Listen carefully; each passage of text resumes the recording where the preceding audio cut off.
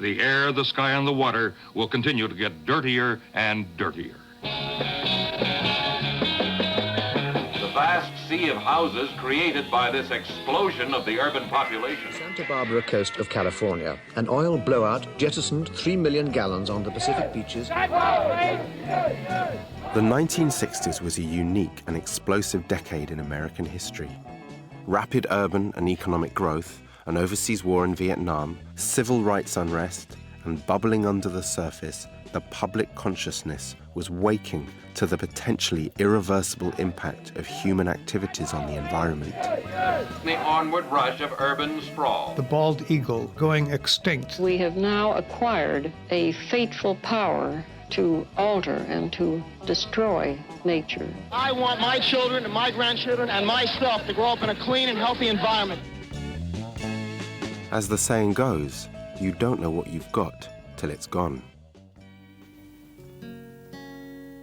Joni Mitchell's song, Big Yellow Taxi, is as familiar today as it was in 1970 when the song was released. It's possibly the biggest environmental anthem to date.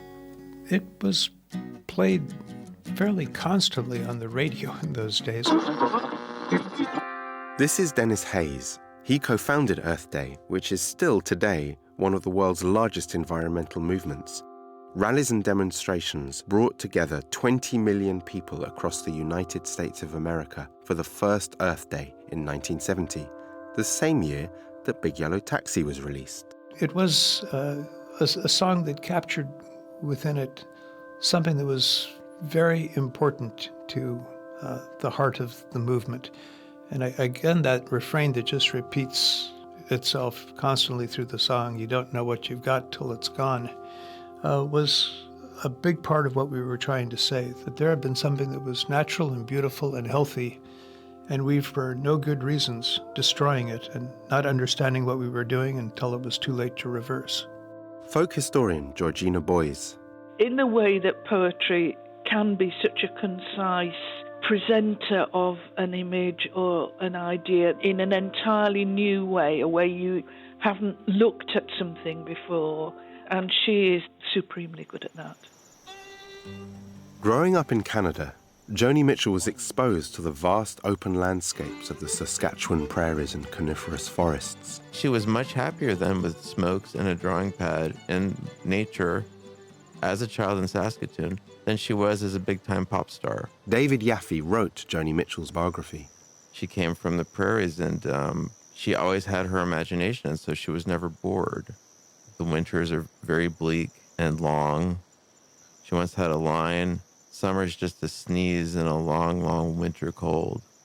It's unsurprising, then, that you can feel the presence of the earth in so many of her songs. Everything is a love song to Joni. Hate songs are love songs to Joni because it's about love gone sour. Or, you know, these songs about the environment are kind of love songs, love of the earth songs instead of love for one person. So I feel like that energy that goes into the relationship songs is the same inspiration and same creativity that goes into talking about human relationships, because she takes everything personally, including the earth. I have a habit since early childhood of drawing kind of out into outer space and looking back at the planet, mentally speaking. It's not like nothing occult, like an out-of-body experience, but I just have a way of, I love nature. I can see the earth without us as being better off. Maybe I'm a traitor to my species, I don't know, but I wish we weren't the way we were. You know, I wish we weren't so self-centered and fearful, because those two traits in us make us really dangerous to ourselves and to every other living creature. It was Joni's unique ability to look down at the earth, to witness, and then put into poetry what she saw and felt that makes her work so profound. It all took off in 1965 when Joni, from rural Canada, stepped into the social and political tumult of urban America. Over the next 2 years, she traveled the country playing folk clubs and coffee houses. Environmental concerns had been latent in American society for more than 50 years, and they included the traditional conservation issues, the protecting of nature, but also a series of new issues that probably first bubbled up with atmospheric nuclear testing, which was the first time that people recognized that there were things out there that they couldn't see, they couldn't taste, they couldn't smell, but that would kill them. And then that carried over into various kinds of chemical pollutants, and the big one in the late 1960s was DDT and other pesticides, which were thinning the shells of birds and leading a number of birds toward extinction.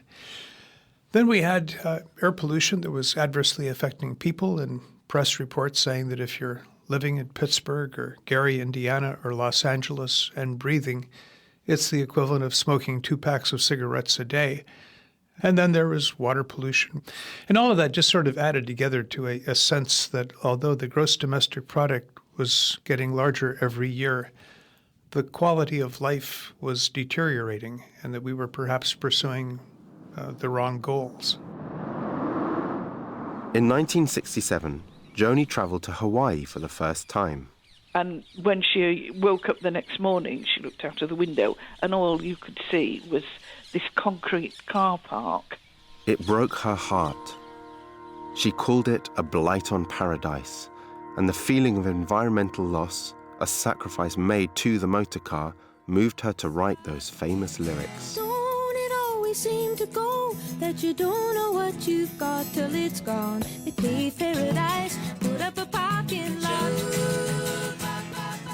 Journalist Kate Mossman and Eddie Reader from Fairground Attraction. Big Yellow Taxi is the one that people who don't know anything about Joni Mitchell think about when they think of Joni. It's the kind of almost protestiness of it, but also the rhythm of it is what I got off on. Paradise, put up a parking lot. The 4 short verses offer a few beautifully playful references to a growing recognition of nature's decline. Joni jives through the dangers of the now banned pesticide DDT, nodding to Rachel Carson's world-changing book, Silent Spring. She laments the taming and commodification of the wilderness and the threat of animal extinction, just so we can bite that perfect apple. She clearly saw herself as part of the movement. Dennis Hayes, co-founder of Earth Day. Music plays a lot of different roles in protest movements. Some of them become sing-along bonding exercises, and it builds a community. And then there are marching songs, and Big Yellow Taxi was not like that. It was much more, maybe in the tradition that came to be identified with Bob Dylan, where it had lyrics that people paid attention to. They were on point in a number of ways with the themes that we were trying to express. In speeches, it's often very useful to be able to say something that people are familiar with. And what Big Yellow Taxi and other songs of its genre were like, where you threw a few of those acts into your protest stage and suddenly it helped make the whole thing endurable for enough hours that it left an impact behind. Protest leaders say it won't stop here because the air, the sky, and the water will continue to get dirtier and dirtier. Many stars of this age align themselves with various social movements, but Joni's interest in environmentalism was really unique. I can't think of anybody else. People that she was around that were engaged with more political things. Joan Baez, Jackson Brown, Crosby, Stills, Nash. I mean, to the extent that they're talking about anything, it's mostly about the war, which you can understand why. Everything that Joni did was very, very personal, and this was her personal issue. This was only the beginning of Joni's presence at huge public events where ecological concerns were on the table. Greenpeace was another one. The founding of Greenpeace.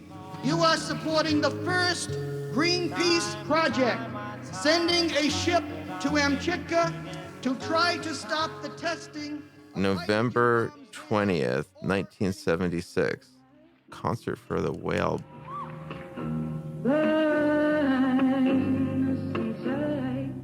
The one thing that I've always felt about Joni Mitchell, and I'm sure millions of other Joni fans would agree, is the deep knowing in her lyrics, so personal, like she was writing my very heart.